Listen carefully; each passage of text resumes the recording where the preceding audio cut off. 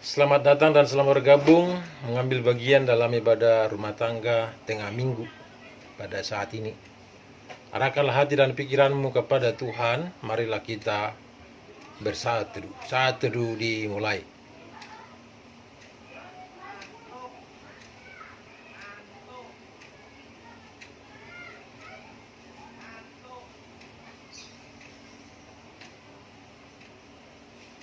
Saat teduh selesai, marilah kita menghadap hadirat Tuhan dengan bernyanyi menggunakan Kidung Kesan nomor 2, bait pertama dan baitnya yang kedua. Allah hadir bagi kita.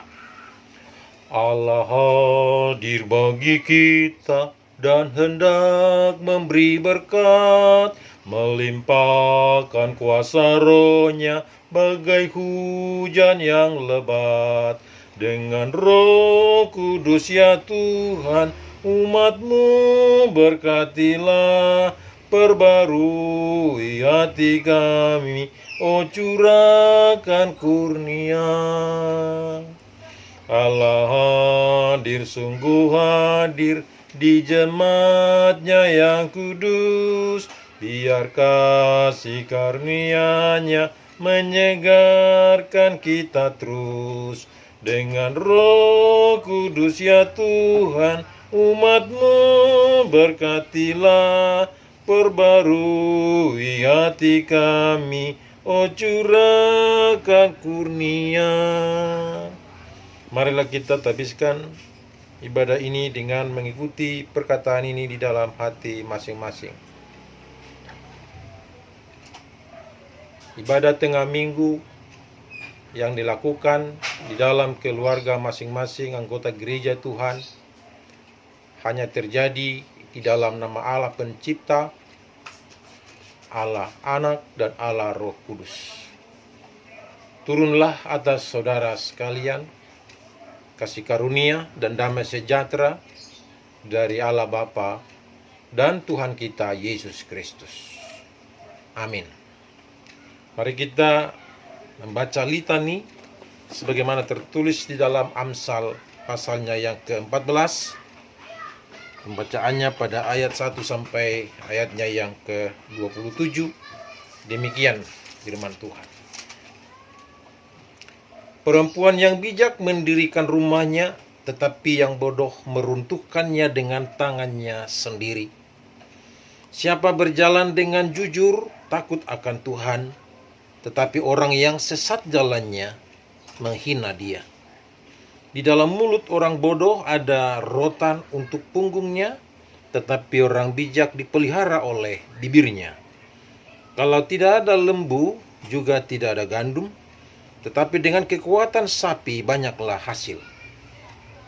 Saksi yang setia tidak berbohong, tetapi siapa menyembur-nyemburkan kebohongan adalah saksi dusta. Si pencemooh mencari hikmat tetapi sia-sia, sedangkan bagi orang berpengertian, pengetahuan mudah diperoleh. Jauhilah orang bebal, karena pengetahuan tidak kau dapati dari bibirnya. Mengerti jalannya sendiri adalah hikmat orang cerdik, tetapi orang bebal ditipu oleh kebodohannya. Orang bodoh mencemoohkan korban tebusan, tetapi orang jujur saling menunjukkan kebaikan. Hati mengenal kepedihan sendiri, dan orang lain tidak dapat turut merasakan kesenangannya.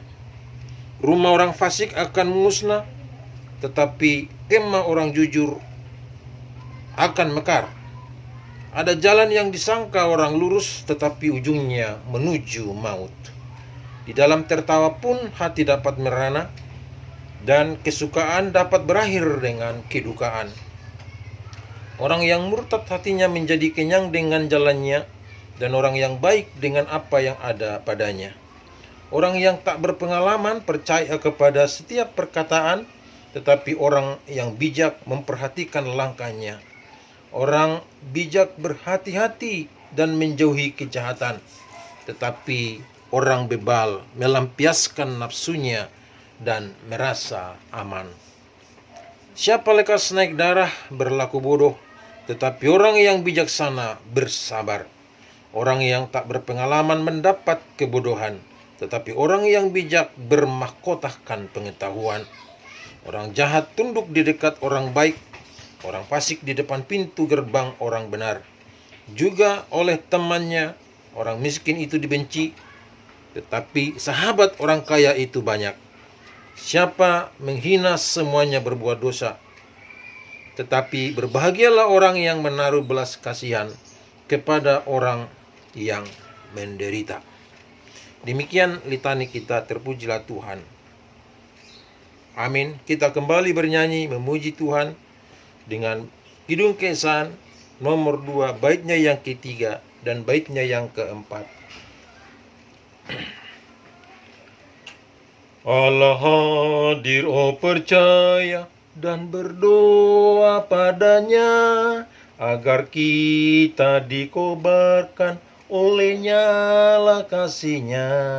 Dengan Roh Kudus ya Tuhan, umat-Mu berkatilah. Barui hati kami, oh curahkan kurnia.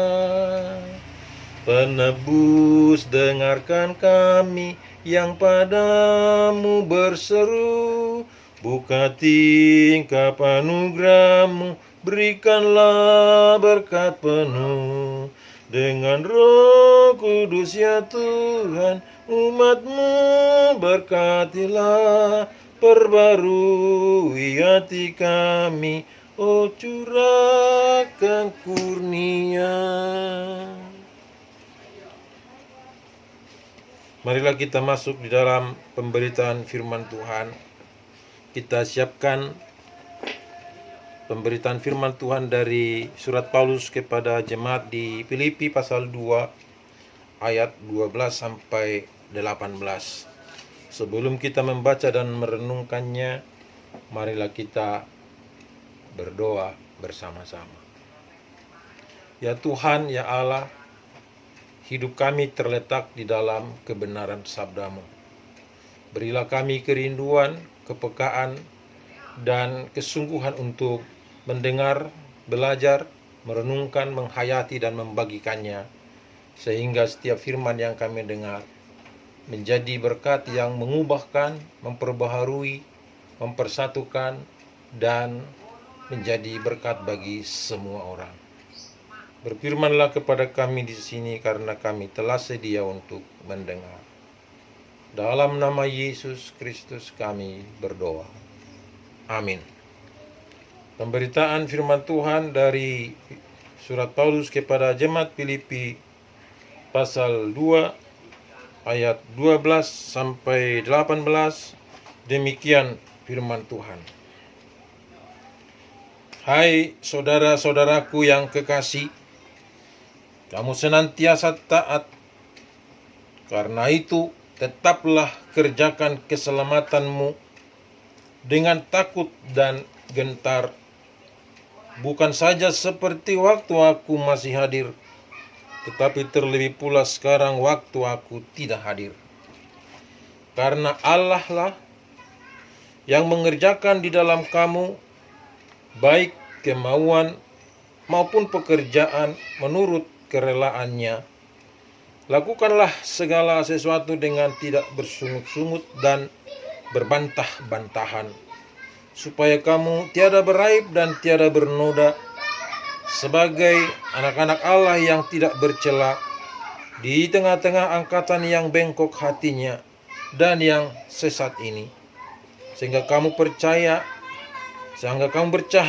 di antara mereka seperti bintang-bintang di dunia, sambil berpegang pada firman kehidupan, agar aku dapat bermegah pada hari Kristus, bahwa aku tidak percuma berlomba dan tidak percuma bersusah-susah. Tetapi sekalipun darahku dicurahkan pada korban dan ibadah imanmu, aku bersuka cita, dan aku bersuka cita dengan kamu sekalian. Dan kamu juga harus bersuka cita demikian, dan bersukacitalah dengan aku. Demikian firman Tuhan. Terpujilah Yesus Kristus. Yang berbahagia ialah mereka yang mendengarkan firman Allah dan yang merenungkannya siang dan malam. Shalom Bapak Ibu Saudaraku yang kekasih di dalam Kristus. Sejak wabah pandemi virus corona COVID-19 melanda dunia dalam jumlah yang tidak sedikit, ditemui beberapa perusahaan kecil, sedang atau menengah, raksasa terdampak atau terpapar dengan berbagai akibat yang sedang mengganggu kelangsungan kehidupan pekerja atau karyawan maupun karyawati, yang berdampak luas terhadap semua pihak. Resesi sedang terjadi di negara-negara kecil, negara-negara sedang, dan negara-negara raksasa akibat dari timbulnya gangguan-gangguan dalam roda perindustrian dalam segala bidang, yang semuanya itu menimbulkan kebangkrutan. Kebangkrutan itu bisa ditelusuri dari sendi-sendi kegagalan dalam berbagai bentuk. Saudara-saudara yang dikasihi oleh Yesus Kristus, Edwin Louis Cole, penulis 52 renungan menjadi Kristiani sejati, dalam bukunya Tuhan Ingin Kamu Sukses, menguraikan topik yang sangat menggugah, yaitu jangan mencari-cari alasan atas kegagalan. Lebih jauh, dia menguraikan pendapat George Washington Carver bahwa 99% kegagalan berasal dari orang yang mempunyai kebiasaan yang mencari-cari alasan. Kamu tidak pernah merasa gagal sampai kamu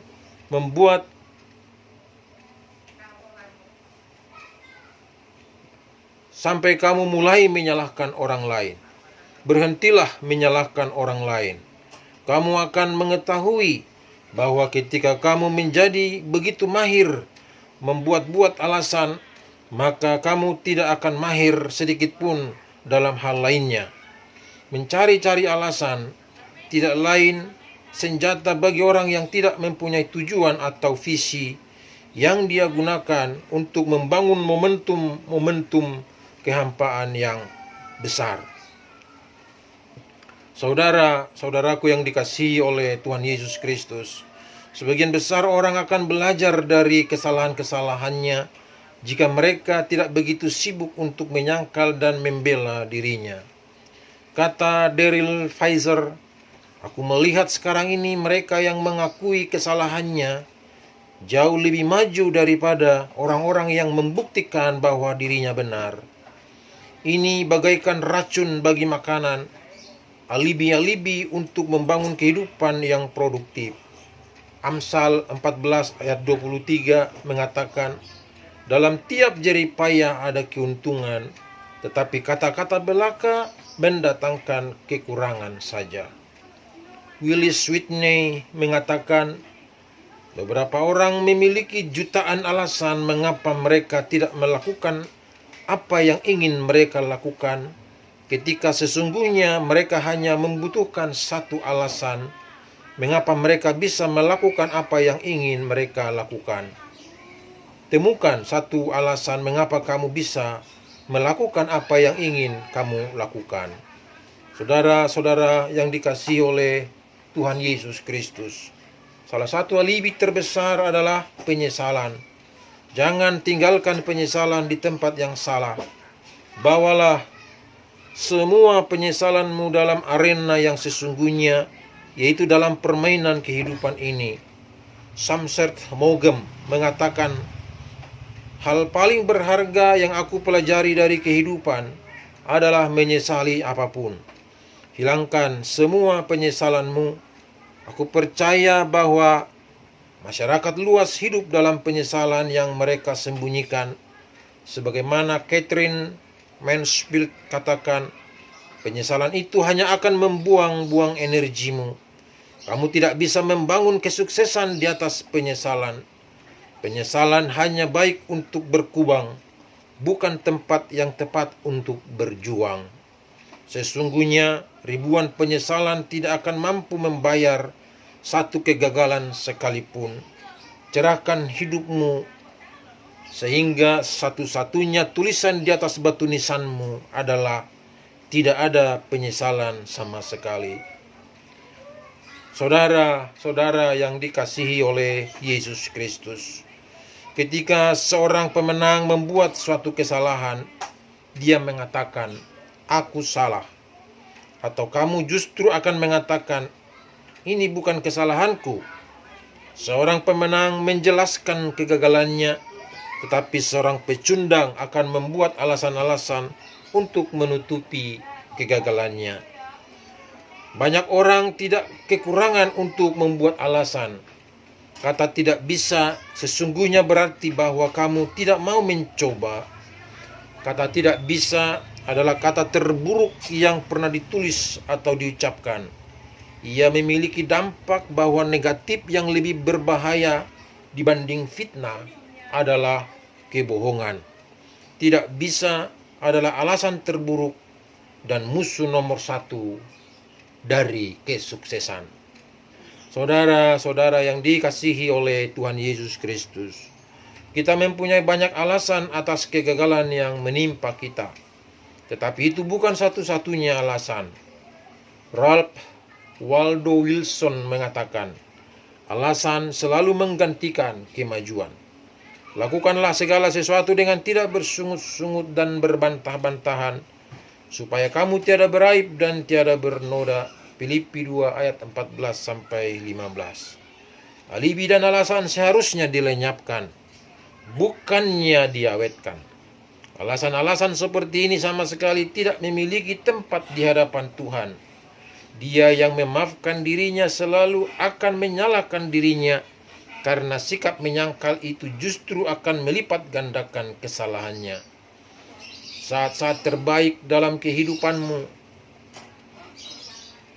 adalah saat di mana kamu menentukan bahwa masalah-masalah itu adalah masalahmu. Kamu tidak menyalahkan ibumu, tidak menyalahkan lingkunganmu, tidak menyalahkan presidenmu, atau menyalahkan masalah-masalah yang menimpa dirimu. Kamu menyadari bahwa kamu bisa mengendalikan nasibmu sendiri. Itu kata Albert Ellis. Kita seharusnya mengisi kehidupan kita seperti kata Florence Nightingale. Inilah rahasia kesuksesanku. Aku tidak pernah mencari alasan-alasan atas kegagalanku. Tuhan memberkati firman-Nya. Amin. Kita kembali memuji Tuhan dari Kidung Keesahan nomor 495, bait pertama dan baitnya yang kedua.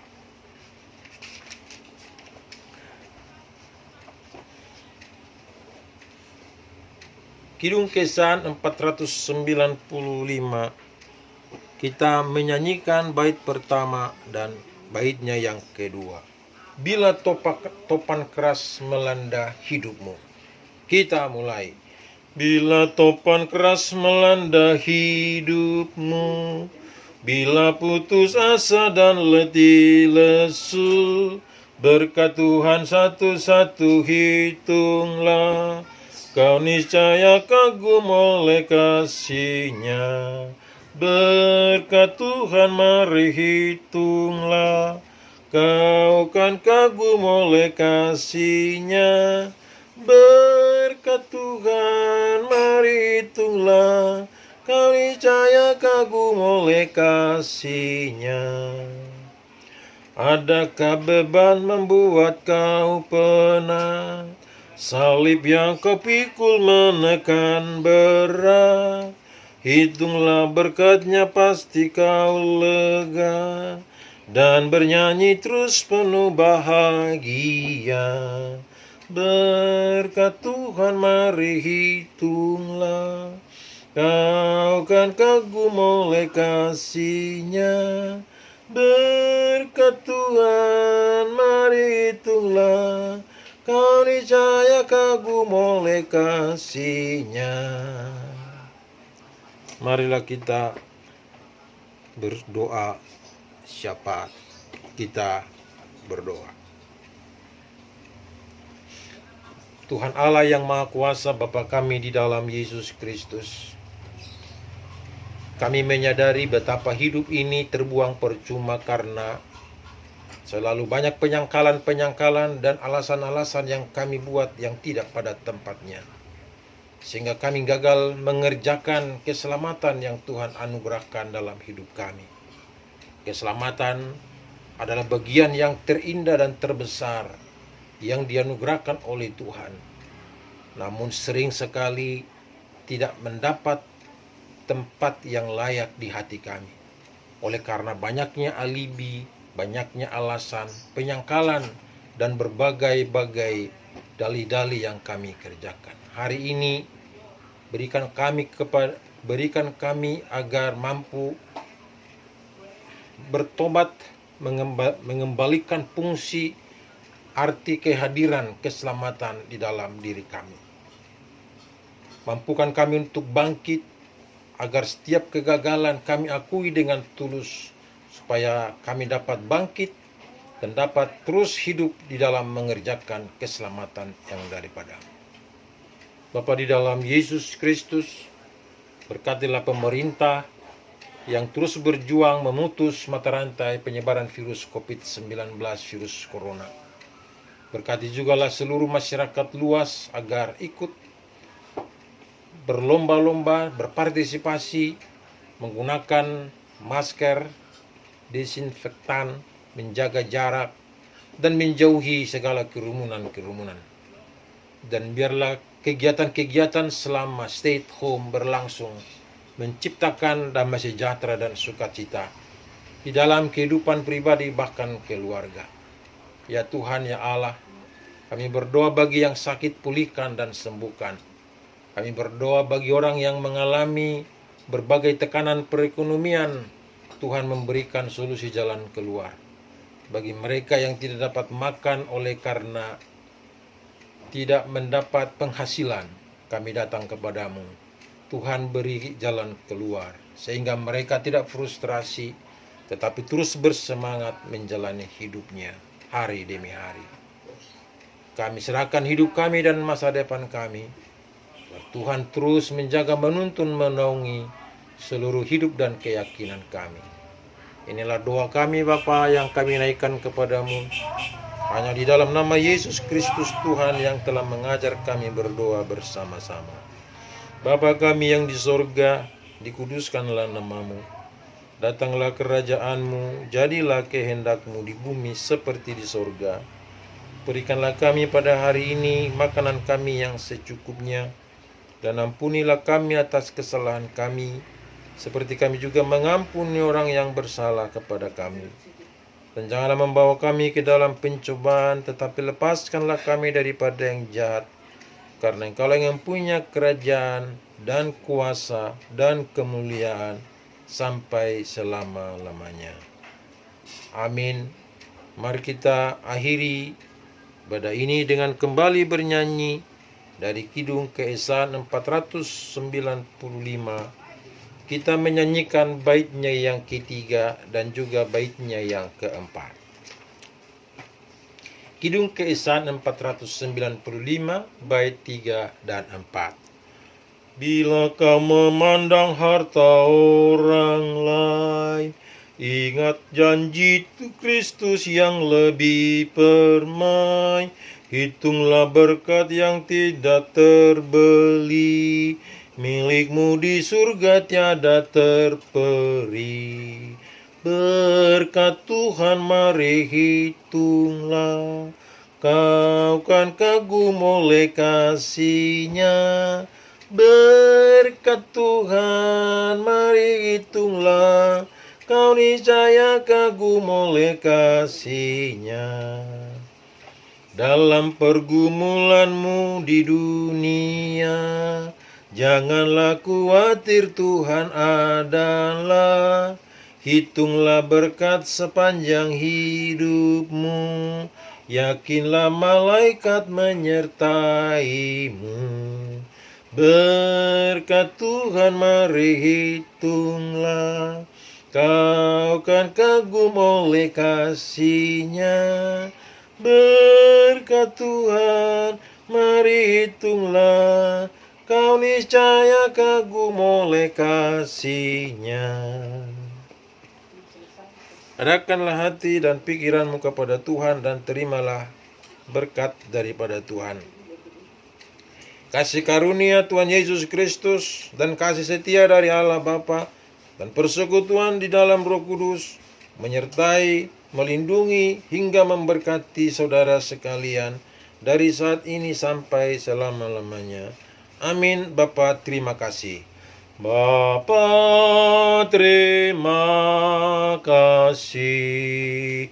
Bapa, terima kasih. Bapa di dalam surga, ku berterima kasih.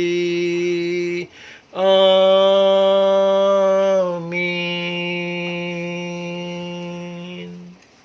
Kita kembali bersaat teduh.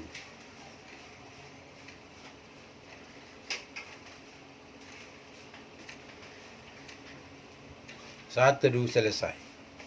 Terima kasih banyak atas terlaksananya ibadah bersama saudara-saudara di tengah-tengah keluarga dan kediaman masing-masing. Tuhan Yesus memberkati, salam sehat dan tetap semangat, dan kita bertemu kembali di dalam pelayanan selanjutnya. Selamat malam, Tuhan Yesus memberkati. Amin.